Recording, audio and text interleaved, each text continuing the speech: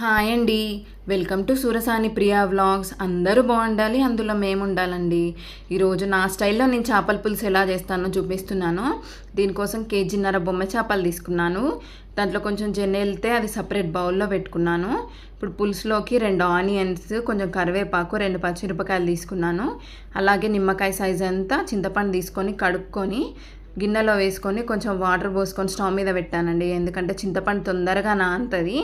ఇప్పుడు ఆనియన్స్ కొంచెం పెద్ద పెద్ద ముక్కలుగా కట్ చేసుకుంటున్నాను, ఎందుకంటే ఆనియన్ పేస్ట్ చేసుకుంటాను. ఆనియన్స్ని కొంచెం మెత్తగా పేస్ట్ చేసుకొని పులుసులో వేసుకుంటానండి. అప్పుడే పులుసు మంచిగా చిక్కగా వస్తుంది. నేను ఎప్పుడైనా ఇట్లనే చేసుకుంటాను. ఇప్పుడు ముక్కలల్లో మసాలా కలుపుకుంటున్నాను. దానికోసం 2 స్పూన్నర కారం వేసుకున్నానండి. మా కారం మరీ ఘాటుగా ఉండదు, మరీ సప్పగా ఉండదు, మీడియంగా ఉంటుంది. 2 స్పూన్నర కారం వేసుకున్నాను. తర్వాత 1 స్పూన్ ఉప్పు వేసుకుంటున్నానండి. మిగతాది పులుసులో కలుపుకుంటాను. మొత్తం ఈ ముక్కలకే పట్టిస్తే ముక్కలు బాగా ఉప్పిసం అవుతాయి. కొంచెం పసుపు వేసుకొని 2 స్పూన్ల అల్లం పేస్ట్ వేసుకుంటున్నానండి ముక్కలకి. ఇవన్నీ వేసుకొని మంచిగా కలుపుకోవాలి. మసాలానంతా ముక్కలకు మంచిగా పట్టియాలి. అప్పుడే ముక్కలకి మసాలా అంతా పట్టి ఉప్పు కారం అంతా ముక్కలలోకి దిగుతుంది. ఈ తర్వాత ఈ ముక్కలన్నీ కలుపుకున్నాక కొంచెం ఆయిల్ వేసి కలుపుకుంటున్నానండి.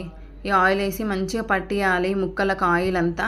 ఈ ఆయిల్ వేస్తే కొంచెం ముక్కలు గట్టి పడతాయని ఆయిల్ వేసుకుంటాను నేను. తర్వాత స్టవ్ మీద కడాయి పెట్టి ఒక 4 గంటలన్నర ఆయిల్ వేసుకున్నానండి. ఈ చేపలలో ఎప్పుడైనా ఆయిల్ ఎక్కువనే ఉండాలి, అప్పుడే చేపల పులుసు టేస్టీగా ఉంటుంది. ఆయిల్లో నేను ఫస్ట్ కొన్ని లవంగాలు, దాల్చిన చెక్క, సాజీరా, జీలకర్ర వేసుకున్నాను. ఆ క్లిప్ మిస్ అయింది. తర్వాత ఆనియన్ పేస్ట్ వేసుకున్నాను.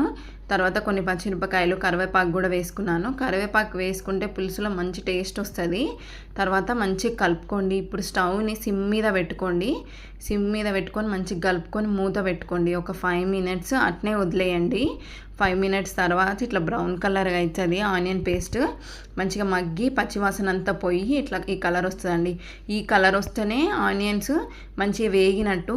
అప్పుడే పచ్చివాసన పోయి మంచిగా ఉంటుంది, లేదంటే పచ్చివాసన వస్తుంది ఆనియన్ పేస్ట్ అంతా. ఇప్పుడు ఆనియన్ పేస్ట్కి సరిపడా అల్లం పేస్ట్ వేసుకున్నాను. ఈ అల్లం పేస్ట్ ముందే ముక్కలల్లోకి పట్టించుకున్నాం కదా. ఇప్పుడు ఓన్లీ ఆనియన్స్కి మాత్రమే సరిపడా అంతా అల్లం పేస్ట్, పసుపు వేసుకొని కలుపుకున్నాను. ఇప్పుడు మనం కలిపి పెట్టుకున్న ముక్కలు ఉన్నాయి కదా, అవన్నీ పోపులో వేసుకొని మంచిగా గరిటె పెట్టుకొని కలుపుకోవాలండి. ఇది ఒక్కసారే గరిటె పెట్టాలి. మళ్ళీ చేపలలో అస్సలు గరిటె పెట్టొద్దు. గరిటె పెడితే మాత్రం చేప ముక్కలంతా విరిగిపోతాయి. నేను ఇప్పుడు ఎగేస్తున్నట్టు ఎగేసుకోవాలి ఎప్పుడైనా చేప ముక్కలు. అస్సలు గరిటె పెట్టొద్దు. తర్వాత మూత పెట్టి ఒక 5 మినిట్స్ వదిలేయాలి. ఇప్పుడు చేపల పులుసు కోసం చింతపండు విసుక్కుంటున్నాను. ఎప్పుడైనా పులుసు పల్చగా తీసుకోవద్దండి, చిక్కగా తీసుకోవాలి.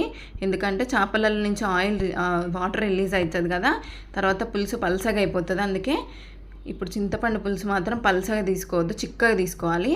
దాంట్లో కారము, కొంచెం ఉప్పు, మెంతి పొడి, ధనియాల పొడి వేసుకోవాలి. అట్లనే కొబ్బరి పొడి వేసుకోవాలండి. ముందు మనము కొంచెమే సాల్ట్ వేసుకున్నాం కదా, ఇప్పుడు పులుసులోకి సరిపడా సాల్ట్ వేసుకొని పులుసు అంతా మంచిగా కలుపుకోవాలి. నేను చేతితోటే కలుపుకుంటాను, మీ ఇష్టం, మీరు ఎట్లయినా కలుపుకోండి. ఈ పులుసుని చేపలల్లో వేసుకోవాలి. వేసుకున్న తర్వాత మూత పెట్టుకోండి.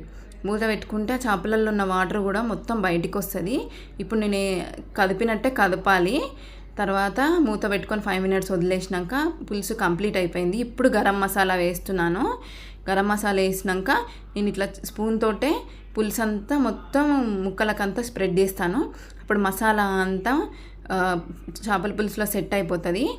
ఇప్పుడు మన గుడ్లు ఉన్నాయి కదా, ఇప్పుడు వేసుకోవాలి. ఒక 5 మినిట్స్ ముందు, ఇంకా చేపల పులుసు 5 మినిట్స్లో బంద్ చేస్తాం అనగా ఇప్పుడు వేసుకోవాలి. ముందే వేసుకుంటే అదంతా విరిగిపోయి పులుసు అంతా అవుతుంది.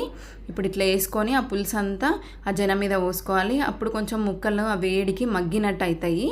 ఆ పులుసు అంతా పోసుకున్న తర్వాత మూత పెట్టేసుకోండి. మూత పెట్టుకొని ఒక 5 మినిట్స్ వదిలేస్తే ఆ కూడా మంచిగా మగ్గుతుంది. చూసిండ్రా, చేపల పులుసులో ఆ కూడా మంచిగా మగ్గిపోయినాక కొంచెం ఇట్లా కదుపుకోవాలి. మనం ఇట్లా షేక్ చేసినట్టే చేయాలి. స్పూన్ గరిటె మాత్రం అస్సలు పెట్టద్దు. గరిటె పెడితే మాత్రం చేపలు విరిగిపోతాయి. బొమ్మ చేపలు కాబట్టి మాత్రం ఉన్నాయి. ఇంకా మామూలుగా బొచ్చే రవ్వులు అయితే తొందరగా విరిగిపోతాయి. అస్సలకే గరిటె పెట్టొద్దు. నా దగ్గర కొంచెమే కొత్తిమీర ఉంది. ఆ కొత్తిమీర వేసుకొని ఒక 5 మినిట్స్ మూత పెట్టుకున్నానండి. మన చేపల పులుసు కంప్లీట్ అయిపోయింది. ఇప్పుడు ముక్క ముక్క తీసి చూపిస్తున్నాను ఎట్లుందో అనేసి. ఇట్లానే ఉండాలి, విరిగిపోకుండా. Please subscribe to my channel.